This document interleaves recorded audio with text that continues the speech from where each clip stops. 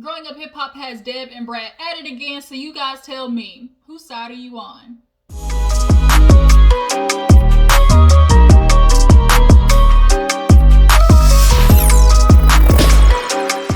Hey you guys, what's up? What's up? Your girl G here. Welcome back to my channel. Appreciate you for tuning in. Y'all, we have Grown Up Hip Hop to get into. Things definitely are getting on and popping between Deb and, the Brad. Then we have Bree versus Ayana. Like, it's just a whole full circle of shit going on, but we definitely gonna break it down.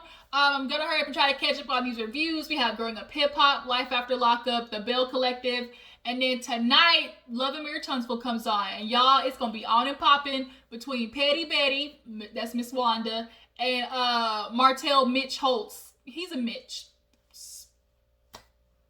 Period. Mitch as Martell. But for right now, you guys, Grown Up Hip Hop, let's go ahead and get into it. If you are new to my channel, hey, appreciate you for tuning in. Make sure you hit that subscribe button, though, become a member of the Juice Box Crew. All right, and make sure you hit that like button, okay? Let me know you guys stop by just showing a little bit of love and hitting that like button, okay? So let's break down the episode and get into the shits. All right, so we open up the episode with everybody, basically Deb versus the Brad.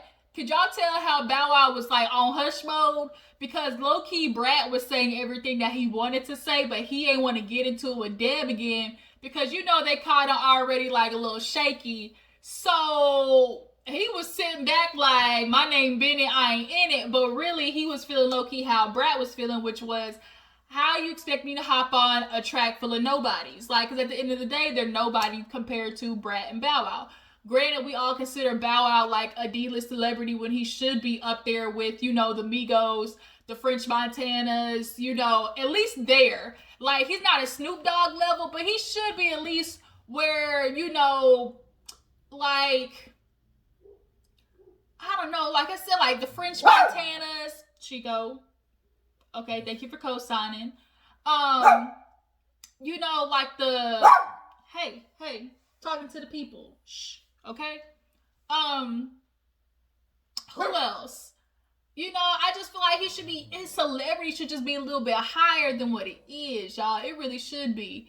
Maybe like a Big Sean, maybe like I don't know, not as big as Big Sean, but just like that little, like, only thing I can compare it to is like the celebrity of like, maybe like a Rick Ross, French Montana, Kodak Black, just something bigger than what he is right now. That's just my opinion. But Bow Wow, I really hope the best for you with this album that's getting ready to come out. Because my old nostalgic self, I want to see you do good. And I really did appreciate that Pain track being way better than I thought it was going to be. But nonetheless, they're feeling some type of way about how Brad is trying to compare, is trying to put them on the EP with, people who haven't made a name for themselves. So Brad basically said two tears in a bucket, fuck it, and dipped.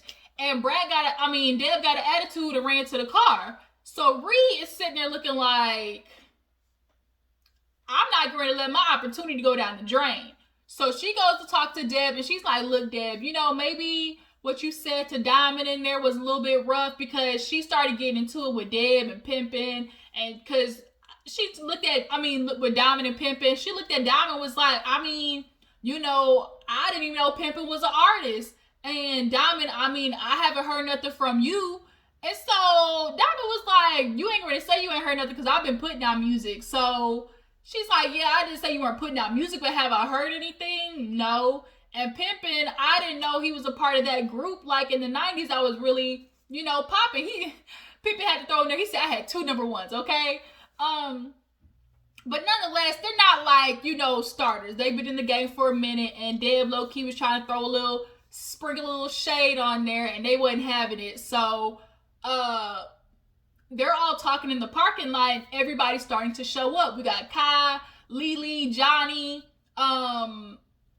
they're all pulling up because they were all told to meet there, and they're just now getting filled in on the bullshit. So Reed finally convinces, Deb to just like cool down, go in there.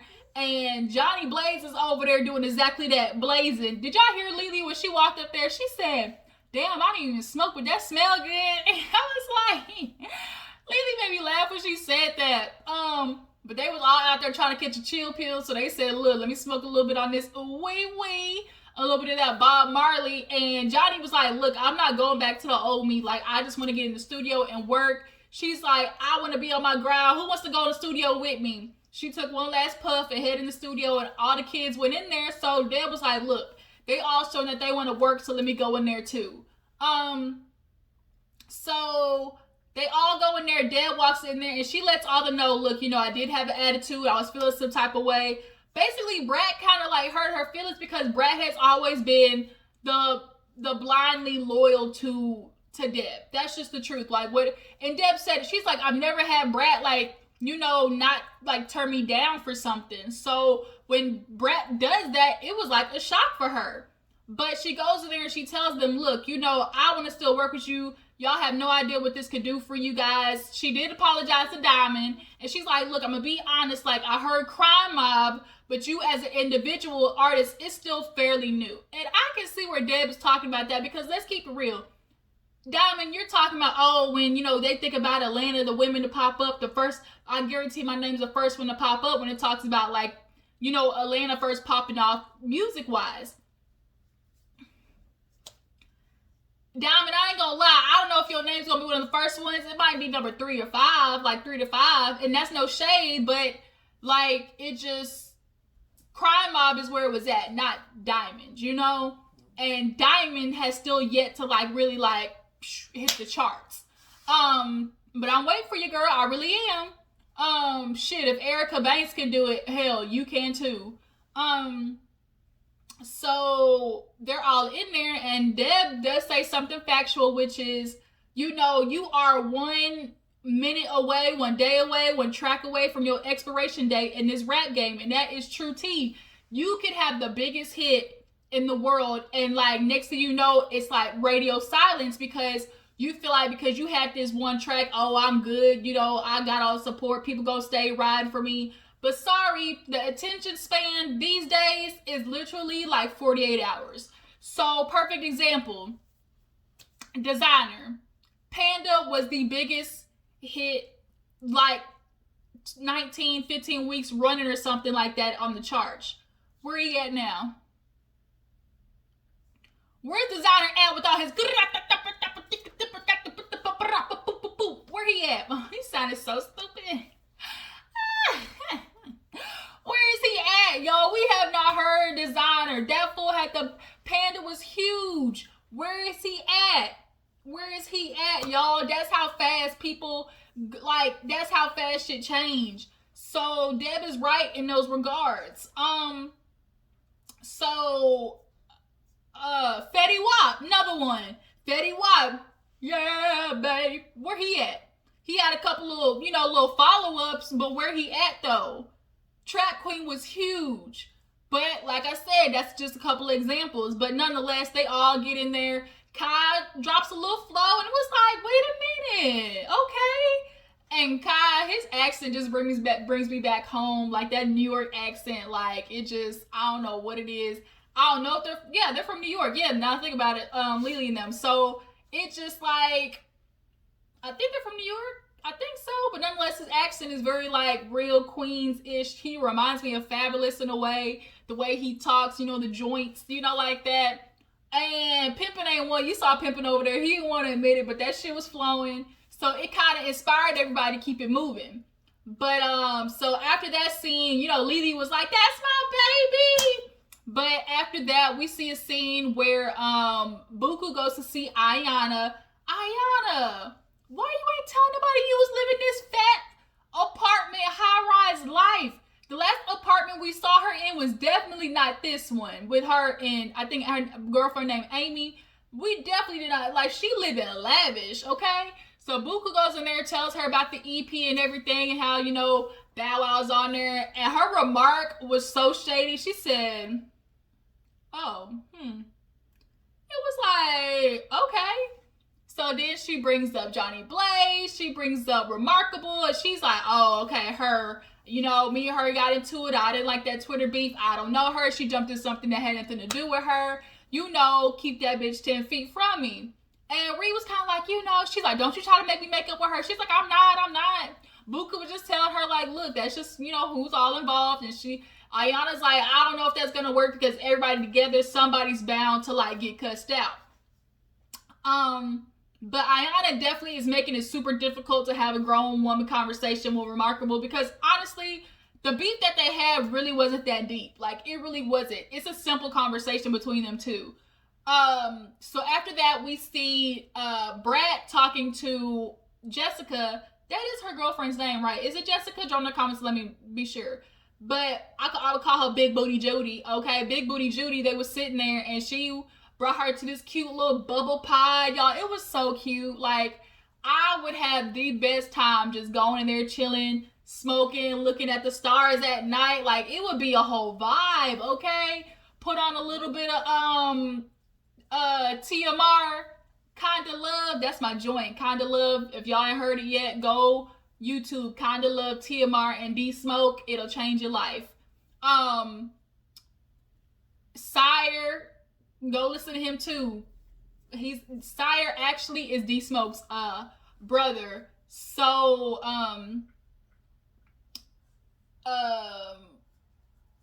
but yeah, so she was talking to her in the little pod because their house is getting renovated. So she want to do something a little cute. And she tells her about how her and Dev, like, had a moment. They definitely were, you know, beefing a little bit. And Jessica was like, oh, really? She's like, but what's going on? She's like, this, you know, fucking EP. Like, I don't understand what Dev is trying to accomplish with this. She's like, I'm not going to sit there and work with people that, you know, this damn piece of hair is killing me back here. She is, she don't want to work with people that she don't know, she's not influenced by, or like she's not, you know, really into. So Johnny Blaze is definitely going to be a no-go.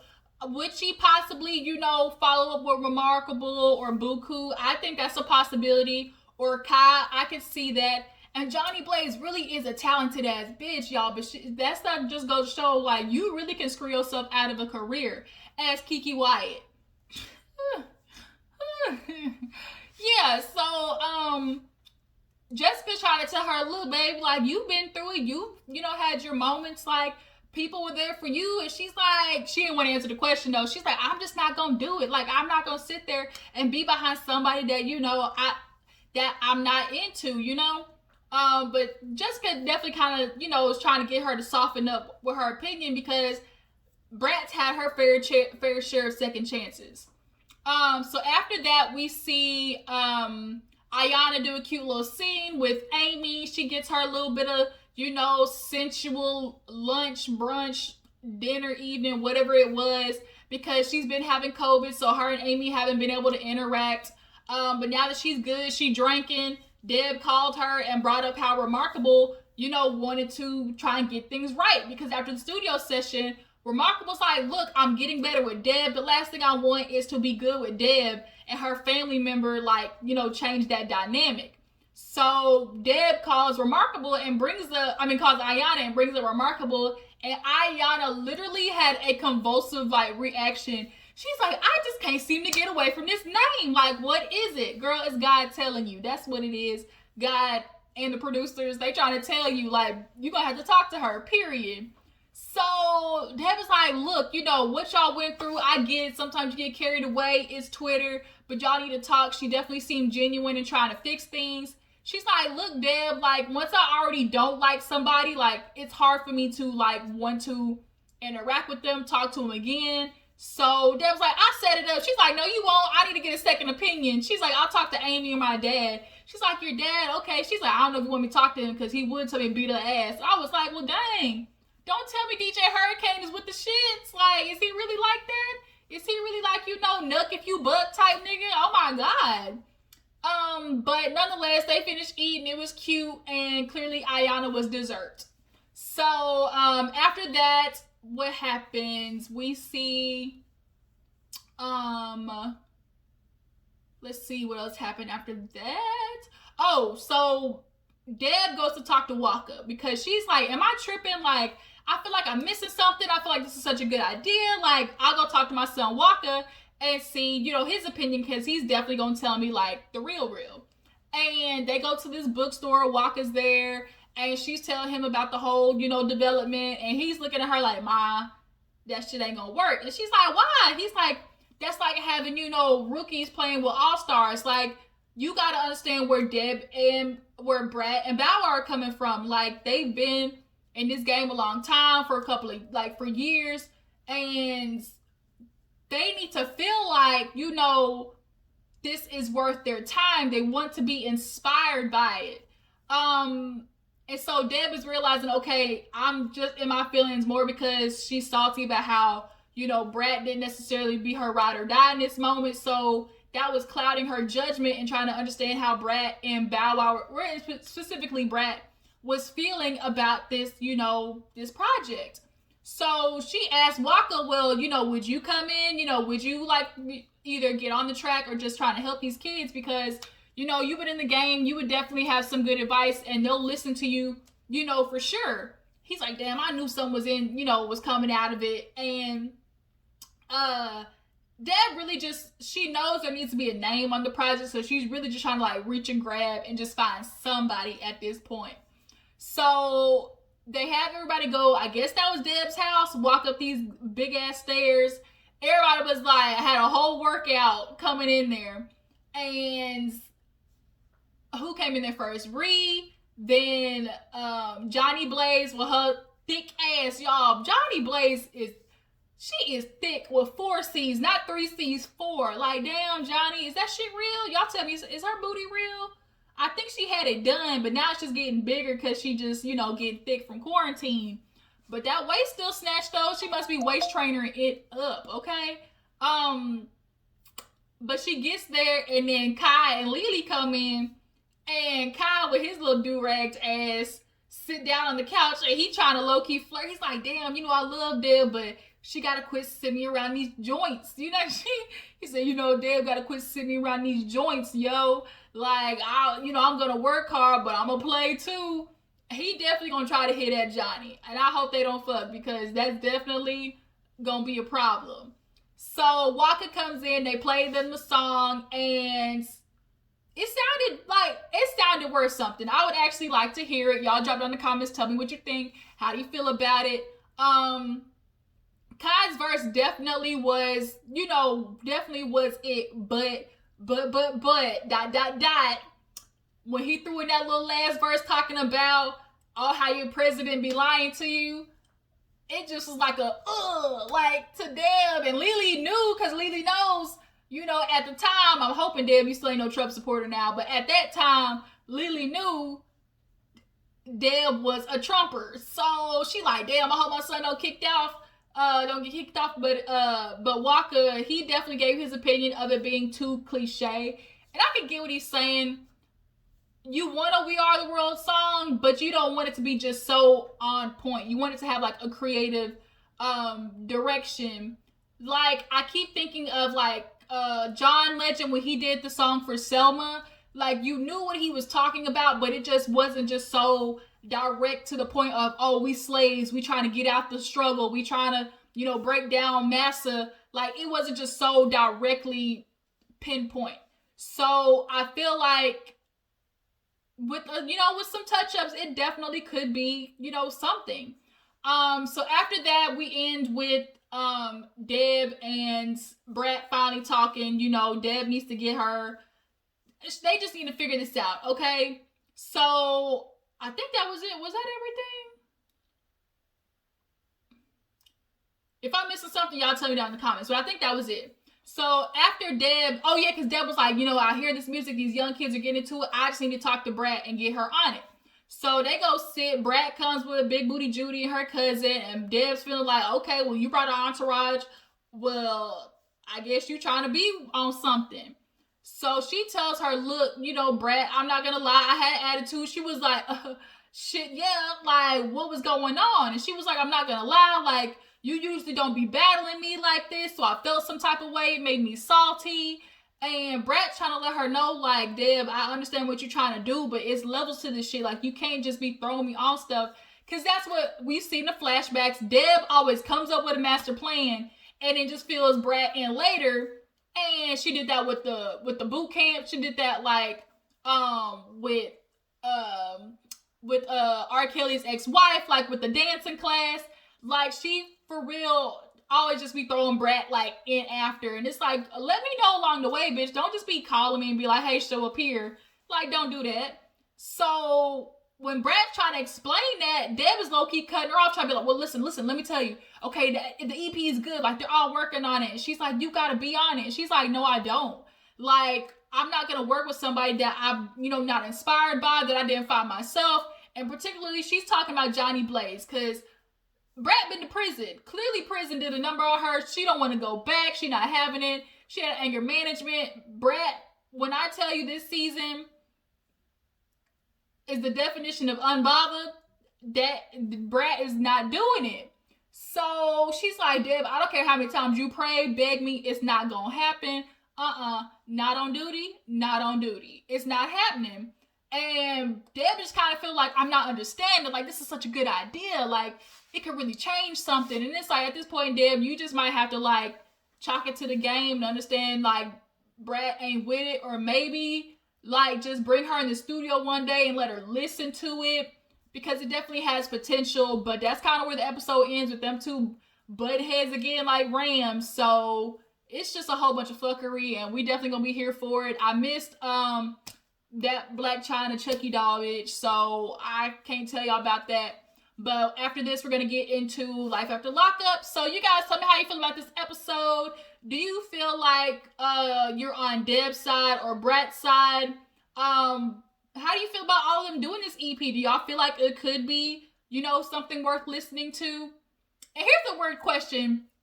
With where Bow Wow's celebrity is now, where would y'all, just thinking about his, previous history, his, his total career, where would y'all have imagined Bow Wow's celebrity to be? Like, to me right now, he's like the Safari, type level. Would you have imagined him to be like the Big Sean's, the Rick Ross's, the Kendrick Lamar's type level? Or would he have been, possibly like the Michael B. Jordan, level, or the Lil Wayne level? What level of celebrity would y'all have imagined Bow Wow to be by now? I know it's a weird question, but I just want to know. But I appreciate you guys for tuning in. Before you go, make sure you like this video. I will catch all you guys later. Show some love, and let's get this thing going on the 2K. 2000. All right, Juice Box crew, unite. JBC4L. All right, you guys, I will hit you up later. Deuces.